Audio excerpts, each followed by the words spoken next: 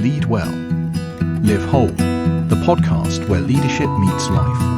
Your host, Michael Sirmon, is here to help you rise above the noise, lead with purpose, and live with clarity. Let's get to it.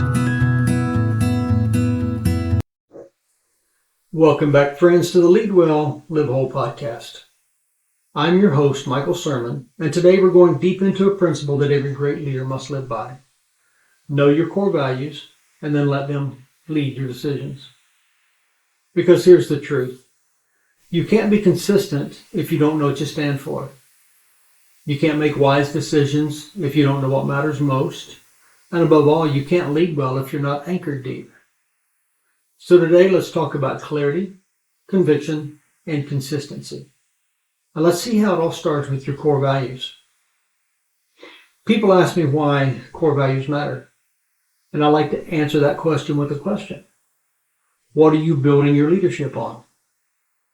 Not your goals, not your strategies, not your processes. I mean your foundation.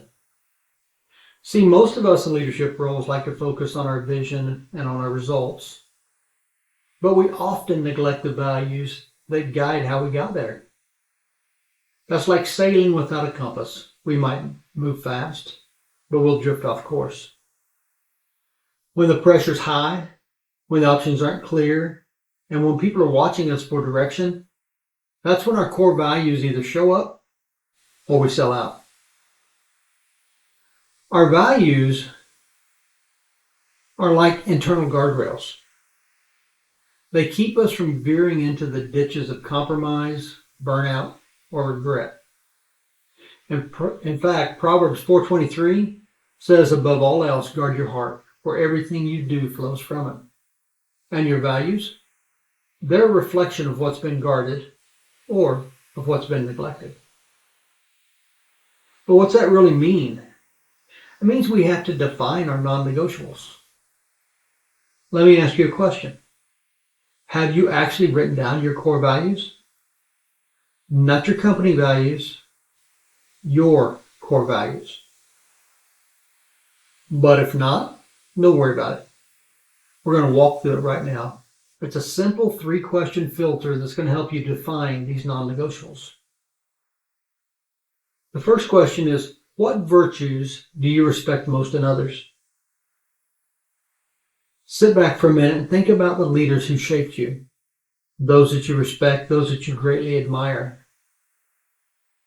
What traits do you see in them that make them trustworthy? What makes you respect them? What makes you emulate them? Second, what behaviors are deal breakers for you? Think about it like this. What are the lines that you refuse to cross? No matter what, under any circumstances, even if no one else would know. And the third question, what do you want your legacy to be built on? Strip away all the titles, strip away the achievements, the applause, all of that. And then what do you want your name to represent? I like to ask myself the question of, am I the kind of person my dog thinks I am? Right? Sounds silly, but it's very simple, very clear. Now, once you have these answers, you're going to boil them down into 3 to 5 guiding values. Not generic words, not corporate slogans, but your personal convictions. I've seen people write down things like integrity over popularity, faith over fear, service over status, excellence without ego, family before fame. Whatever they are, own them. Write them down, speak them, live them. My wife and I have a shared core value, and that is that we won't speak or do anything when the other person's not there that we wouldn't do while they were there. And believe me, I've employed that many times over the years in the decision-making process. So once you've written them down, once you've boiled them down, and once you have your personal convictions outlined, your guiding values outlined, then you have to let them drive your decisions. Once you know your core values, the real test is in the application. And let's get very real for a minute. Most of us, we don't abandon our values in the big moments. We lose them in the small compromises. We say yes when we should say no. We stay silent when we should speak. And sometimes we follow the trend instead of living our own truth. But when your values are clear and simply defined, decisions become much easier. It doesn't make the path less painful, but it does become more purposeful. Here's a good leadership tip. Every decision is a test of alignment. Say it again. Every decision is a test of alignment, which means I ask myself when I'm making the decision, does this choice honor my core values? And when you practice it enough, that becomes second nature. It might feel uncomfortable in the beginning, but as you become more comfortable aligning with your core values and not with whatever pressure is around you, then it becomes easier. It becomes feel more natural, second nature to you. So when you ask that question, does this choice honor my core values? If the answer is a no, or if it doesn't, the answer is a no. And if it does, then with boldness, the answer is a yes. And when you do that, that kind of clarity will earn trust. You'll start trusting your own decisions. The people around you will trust you. Organizations will trust you. The consistency of aligning with your core values, because remember, they're consistent. They don't change with whatever the season is. That consistency will begin to build your influence. And the alignment with your core values will keep your soul intact. I don't know how many times over the years I've had someone either accuse me of something or infer that I had done or said something in a certain way. And I didn't have to defend myself because the people that I live with, the people that I interact with, the people I work with who know me well spoke in my defense. They spoke up and said, "Are you sure that Michael is who you're talking about? Because that's not something he would do." Because my core values, my behavior, my alignment has been consciously consistent over the years. Does that mean it's been perfect? Absolutely not. But it's been consistent. And when I do fall short, when I do falter, when I do make the wrong choices or make the easy choices sometimes, the conviction is there for me to go back and correct it, for me to make amends, for me to apologize, to do whatever I have to do to correct the course. But it's important to remember that as you do this, it's not always easy.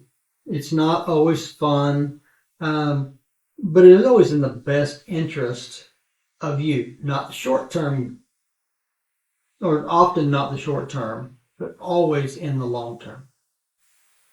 Right? I told you earlier, one of the values that my wife and I had, one of our core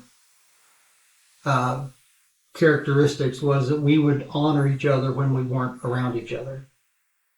Well, I have that same core belief when it comes to who I am as a person and as it regards my faith. And I remember years ago, I was working with a company that manufactured winches. And when I hired in to the company, I was in the ministry, the vocational ministry, and it was a big deal to them that my ministry activity not interfere with my work activity. And I guaranteed them it wouldn't because I wouldn't allow it to. And things went well for a while. But then there come a day that I was offered a major promotion. It was a bigger title. It was a bigger check. But it required that I engage in activities that were not part of who I was at my core, right? The role was actually in sales, and this company's philosophy when it comes to sales was you took your clients to the strip bars and to the bars, and it was all partying and schmoozing and that kind of thing. Well, I wouldn't do that when my wife was there. I wouldn't do that as an expression of my faith or my belief. So to do it, I would have to compromise both of those things. I would have to compromise on a huge key value, which was family and faith over career. So I thought about it over the weekend, and I went back on Monday, went to the director of HR, and I sat down with him and I said, "Sir, when I hired in, it was a big question of if I would allow the ministry to interfere with the work, and I guaranteed I wouldn't. Well, if I take this role, there will be a conflict, and I can promise you that my family and my faith is not going to suffer because of it. If I have to make a choice, they will always be first." He became offended. He told me that, I would never be offered another position with the company again, and I would be stuck in the warehouse for the rest of my life. So my response, honestly, first was shock, but then as I looked at him, I just looked at him and said, "Look, here's the way I see it. If I stand on what I believe and I honor God in my decisions, if he wants me in another role, you or no one else will stop me." And he looked at me with a straight face and said, "In this case, I am God." And I got up and I walked out and went back to my job. And it's probably a month, maybe a month and a half later, I get a call to come up to HR, and it was back into this director's office. And he's talking about some things, and he said, "We have a opportunity within the company, and we need someone with your particular skill set to step into this role." It was promotion. It was more money. But it also required someone who was strong enough to maintain the policy, someone with integrity enough to ensure that things were processed and maintained in a way that the company was protected. So while he may have become offended by my initial decision or rejection, the characteristics I showed were actually the things that the company needed. And those core characteristics and the work ethic that I brought to it opened the door for that next promotion. So on paper, it would look like a no-brainer. If I just threw it down and said more money, and I definitely needed more money, then I would go this route. But if I weighted everything by the core values, then again, it was a no-brainer because the family and faith would come first. And that decision protected my integrity, not just then, but down through the years. Because when it was a hard decision and I was able to make the right choice, then the next hard decisions were just as easy. Well, not easy, but they were at least doable. But above all, it did deepen my belief in the values, my belief in who I was, my belief in staying true to me in a way that a title never could. I say all that to say this. Your values won't always lead to easy roads, but they will always lead you to the right ones.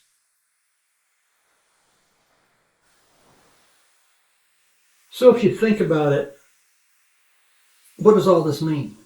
What do we walk away knowing or doing? How are we changed? How are we transformed?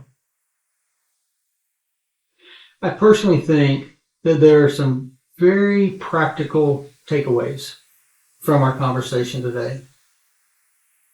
5 easy things for you to do, but they'll take time, they'll take focus, they'll take commitment. The first one is to identify your top 3 to 5 core values. Write them down, post them, live by them. If you're struggling, sometimes it's good to have that conversation with someone else, someone close in your life. Talk about your core values. Talk about what's important. Talk about those things that you feel are important, because the conversation will often help bring clarity to your thoughts.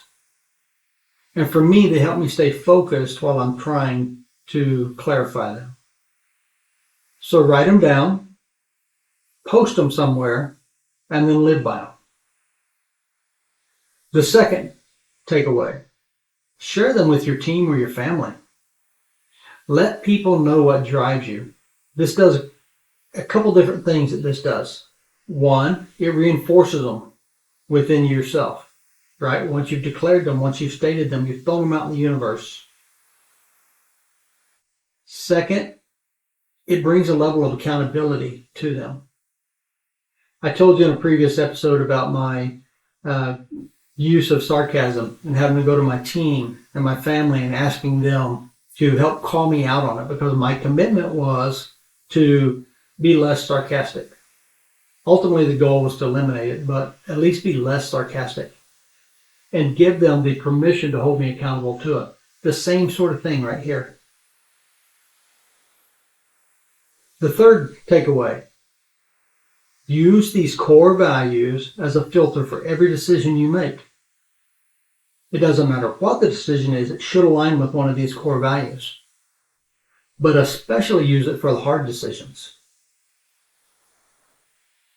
Often, people will come and they're trying to make a decision, and they'll ask me, for my advice on it and what I think they should do. And the reality is, it's not up to me what I think they should do. But my counsel is always the same. Follow the peace. There's something in your core that brings you peace when you're in alignment with your core. And if you look at the decision and you look at the choices, there's typically one that lines up with your core, in your chest, in your heart, in your stomach. It bypasses your head a lot, because your head is where you're going to second guess and justify everything. But your core, if you've clarified that, it's going to be true, it's going to be steady, it's going to be consistent. So use your core values as a filter for every decision. Fourth, reflect weekly, reflect daily, whatever it may take. And when in a leadership devotional journal that I'm currently writing, there's a daily reflection that asks, where did I live aligned with my values this week? Where did I live aligned with my values today? And where did I drift? And you've got to be honest with yourself when you're asking these questions, when you're answering these questions. Right? It's easy for us to justify why we did what we did, but it either aligns or it doesn't align. The intent doesn't matter. Often the outcome doesn't matter. Did the decision align? I told the story last episode about when I was in office, or I think it was last episode, about when I was in mayor of a small town and doing an interview. And the young lady, or the reporter, asked me what decision I made that I regretted, and I told her none. Because I made every decision with what I knew, with the information that I had. Now, I know different things now, so I'd make different decisions, but it was the right decision at the time. Now, if I'm making the decision based off my core values, which aren't going to change, then the decision is still the decision, and I won't look back on it with regret. But the fifth takeaway really is adjust as needed. Just because you faltered, just because you stumbled, just because you made the wrong decision or went against your core values doesn't mean you throw them away. It means you adjust. So if your schedule or your habits or even your job sometimes violate your values, it's time to course correct. It's time to get back in alignment with yourself. It's time to live whole.